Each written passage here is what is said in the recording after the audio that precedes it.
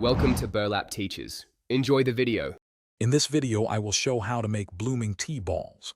First, let's gather our essential materials.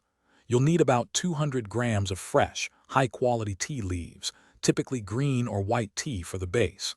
Next, select your favorite edible dried flowers such as jasmine, chrysanthemum, or lily for the bloom. Finally, have some food-grade cotton thread and a fine needle ready.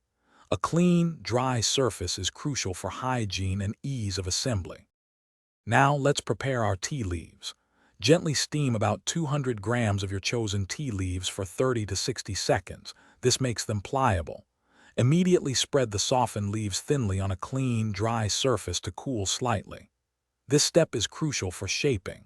While they cool, carefully pick out any tough stems or broken bits to ensure a smooth, beautiful tea ball. The leaves should be warm, not hot, to the touch. This is where the magic happens. Take a small mound of prepared tea leaves, roughly 5 to 10 grams, and place a cluster of your dried flowers in the very center. Carefully gather the tea leaves around the flowers, gently pressing and shaping them into a tight, compact ball.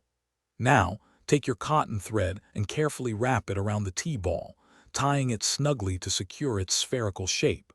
Be gentle to avoid crushing the delicate flowers inside. The final step is crucial for preservation. You can air dry your blooming tea balls in a well-ventilated area for several days until they are completely dry and firm. Alternatively, a food dehydrator set to a low temperature, around 40 degrees Celsius, can speed up the process. It's vital that they are thoroughly dry to prevent any mold. Once completely dry, store your beautiful blooming tea balls in an airtight container, away from direct sunlight and moisture, for long-lasting enjoyment. Thanks for watching. Consider subscribing if this video helped you.